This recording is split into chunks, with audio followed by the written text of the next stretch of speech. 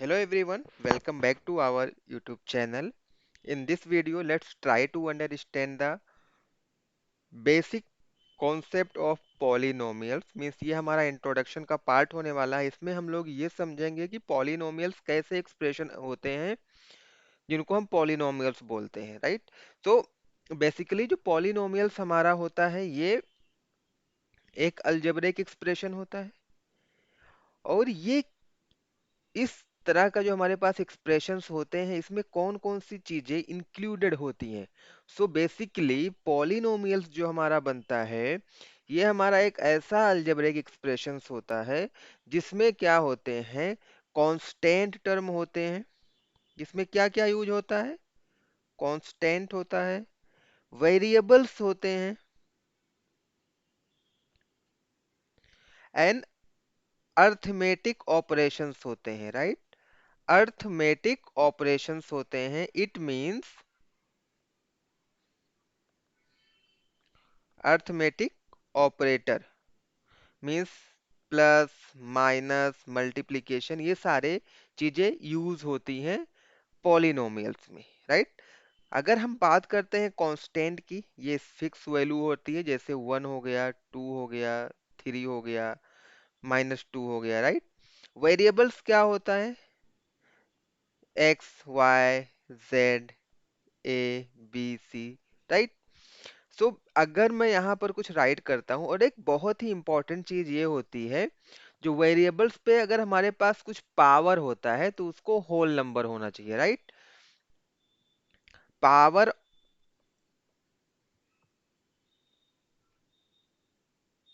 Of variable, ये हमारा क्या होना चाहिए, होल नंबर होगा। जो वेरिएबल्स होंगे उस पे अगर कुछ पावर है तो वो होल नंबर होगा। अगर मैं यहाँ पर आपसे बोल रहा हूँ होल नंबर, इट मीन्स आपके माइंड में एक इमेज बन जानी चाहिए। होल नंबर क्या होते हैं, जो हमारा जीरो से स्टार्ट होता है, 2 3 4 एंड सो ऑन, ये प्लस इनफाइनाइट तक जाएगा।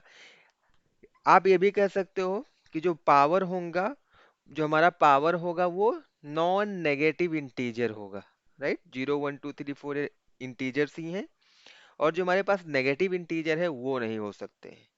तो ये बात समझ में आई। Let's try to understand some from some examples. अगर हम एग्जांपल की बात यहाँ पर करेंगे, एग्जाम्पल हम लोग यहाँ पर देख सकते हैं। एग्जाम्पल की अगर हम बात करते हैं, अगर मैं यहाँ पर कोई एक्सप्रेशन लिखता हूँ, जैसे x² plus 7x plus 9, right. So अगर आप यहाँ पर देखोगे तो हमारे पास कांस्टेंट टर्म है, राइट, ये। और यहाँ पर वेरिएबल कौन सा यूज हो रहा है, वेरिएबल हमारा x यूज हो रहा है। और वेरिएबल पे पावर क्या है, पावर को हम एक्सपोनेंट भी बोलते हैं, दोनों सेम चीजें हैं। सो ये हमारा वेरिएबल है, वेरिएबल पे जो हमारा पावर है मींस जो एक्सपोनेंट है वो 2 है, and 2 is a whole number. It means यहाँ पर हमने जो चेक किया वो सही है। यहाँ पर हमारा वेरिएबल है। अगर यहाँ पर पावर कुछ भी आपको नहीं दिख रहा है, जब पावर कुछ भी नहीं होता है तो वहां पर पावर 1 होता है, and 1 is also a whole number. It means जो हमारा ये एक्सप्रेशन है, ये हमारा एक्सप्रेशन क्या है, पॉलिनोमियल है, राइट। हाँ, और हम पॉलिनोमियल को रिप्रेजेंट कैसे करते हैं, पॉलिनोमियल को आप रिप्रेजेंट कर सकते हो p और ब्रैकेट में x। x यहाँ पर क्या डिनोट करता है कि जो ये हमारा पॉलिनोमियल है इसमें वेरिएबल क्या है, x है, राइट। सिमिलरली अगर हमारे पॉलिनोमियल में वेरिएबल y यूज हो या फिर z यूज हो तो हम उसको कैसे राइट करेंगे। अगर यहाँ पर है 7z² plus 9z plus 8, right. अगर हमें इसको रिप्रेजेंट करना है तो हम यहाँ पर p z इस तरह से रिप्रेजेंट कर सकते हैं। यहाँ पर हम इसके कुछ टर्म्स देखते हैं, टर्म्स क्या होते हैं। सो सबसे पहले तो हम लोग यहीं पर देखते हैं टर्म क्या होते हैं। तो हमें टर्म कैसे मिलेगा, अगर हम बात करते हैं टर्म की, आप अगर आपसे कोई पूछता है कि इस पॉलिनोमियल में कितने टर्म है तो आप कैसे बताओगे, राइट। जो बेसिकली जो प्लस और माइनस का साइन होता है ना, वो टर्म को डिफाइन करता है। जैसे यहाँ पर एक प्लस है, यहाँ पर एक प्लस है, राइट। सो यहाँ पर देखो, ये प्लस के पहले ये जो पूरा है एक टर्म होगा, ये जो प्लस है यहाँ से ये डिवाइड करेगा, मीन्स यहाँ पर ये हमारा +9z सेकेंड टर्म होगा एंड +8 हमारा थर्ड टर्म होगा, राइट। तो ये हमें ध्यान में रखना है, जो प्लस और माइनस का साइन होता है यही हमारे टर्म को बनाता है, कितने टर्म होंगे वही डिसाइड करता है।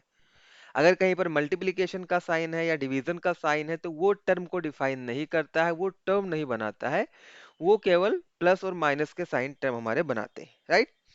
सो यहाँ पर देखो, यहाँ पर एक चीज हमें और देखनी है। तो इसमें नंबर ऑफ टर्म्स कितने होंगे? नंबर ऑफ टर्म्स हमारा होगा 3, राइट। वेरिएबल हमारा z है, z इज अ वेरिएबल। और यहाँ पर एक चीज और हमें समझनी है, कोएफिशिएंट क्या होते हैं, राइट। सो यहाँ पर देखो, वेरिएबल हमारा z है और z के साथ में कौन सा नंबर है? 9 है, right. It mean we can say that 9 is a coefficient of z। Similarly अगर यहाँ पर देखोगे, जेड स्क्वायर के साथ में हमारे पास कौन सा नंबर है? 7 है। तो यहाँ पर 7 हमारा कोएफिशिएंट होगा किसका? इस जेड स्क्वायर का, राइट। तो ये हमारा इस तरह से ये चीजें होती है, टर्म्स होता है, कोएफिशिएंट होता है। और हाँ, एक चीज और है हमारे पास, डिग्री किसे कहते हैं, राइट। डिग्री, डिग्री क्या होता है? डिग्री हमारा जो होता है, वो हाईएस्ट पावर जो वेरिएबल पे होता है वही हमारा डिग्री होता है। So can you tell me, इस पॉलिनोमियल का डिग्री क्या होगा?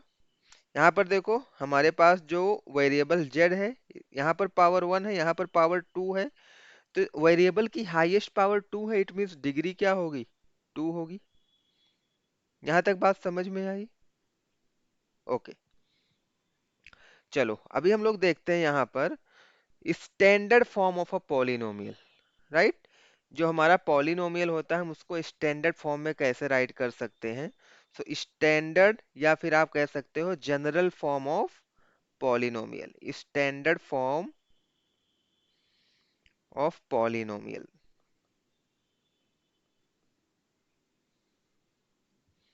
राइट। सो हम इसको इस तरह से रिप्रेजेंट कर सकते हैं, p x is equal to a x square plus b x plus c, right. ये हमारा होता है standard form of polynomial. Standard form of, ये हमारा क्वाड्रेटिक पॉलिनोमियल है, right. Standard form of a quadratic polynomial, यहाँ पर आप ऐड कर सकते हो standard form of quadratic. Quadratic क्यों है? बिकॉज हाईएस्ट इसकी डिग्री क्या है? 2 है। अगर डिग्री 2 होगी तो हम उसको बोलते हैं क्वाड्रेटिक पॉलिनोमियल।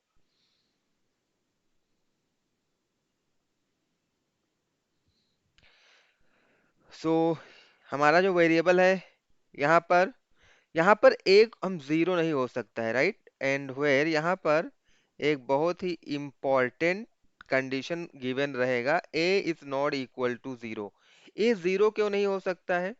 बिकॉज अगर a हमारा जीरो हो जाएगा तो this complete term will become zero, मतलब ये वाला टर्म हमारा गायब ही हो जाएगा। और जब ये गायब होगा तो हमारे पास क्या बचेगा? बी एक्स प्लस सी बचेगा।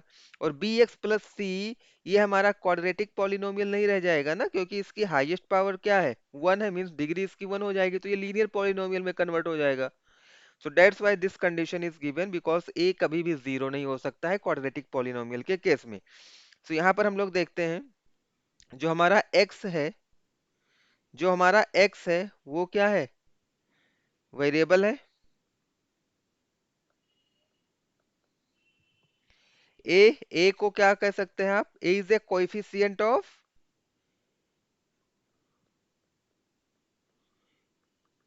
Coefficient of x square. B क्या है? बी हमारा क्या है? Coefficient of x. And c is a constant term. C हमारा क्या है? कांस्टेंट टर्म है, राइट। डिग्री क्या आप बता सकते हो इसकी क्या होगी? Highest power on variable x की हाईएस्ट पावर क्या है? 2 है, इट मीन्स इसकी डिग्री क्या होगी? 2 होगी, करेक्ट। ये हमारा हो गया जनरल फॉर्म या फिर आप कह सकते हो standard form of a quadratic polynomial. तो ये हमारा बेसिक इंट्रोडक्शन था पॉलिनोमियल्स का, राइट। सो आई होप आपको समझ में आया होगा। हाँ, अगर आपके पास कुछ ऐसे एक्सप्रेशंस गिवन हैं, कैसे एक्सप्रेशंस, चलो यहाँ पर हम थोड़ा सा देख लेते हैं। मैं इसको थोड़ा सा इसको साइड में करता हूँ, जिससे हमें मिलेगा स्पेस।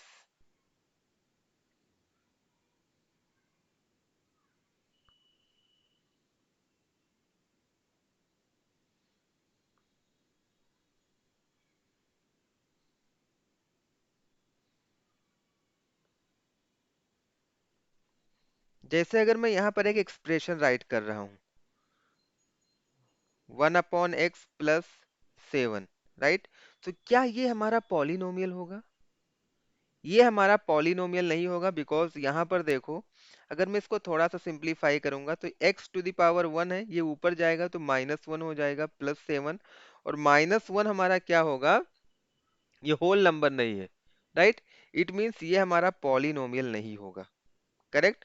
जैसे अगर हम बात करते हैं √x+3, ये भी हमारा पॉलिनोमियल नहीं होगा, बिकॉज √x क्या होता है, x⁻1/2। सो जब भी आप पॉलिनोमियल पहचान रहे होगे तो बहुत ही इंपॉर्टेंट यहाँ पर हमें देखना पड़ेगा, जो भी हमारा एक्सप्रेशन होगा अगर वो सिंपलेस्ट फॉर्म में है, वो अपने सिंपलेस्ट फॉर्म में है और उसकी पावर होल नंबर ही होना चाहिए, राइट। अगर होल नंबर नहीं होगा तो वो हमारा पॉलिनोमियल नहीं होगा, राइट। अगर होल नंबर है तो पॉलिनोमियल है। सो आई होप आपको समझ में आया होगा। Still if you have any doubt, any query, so you can directly connect us on the number given here. Thanks for watching.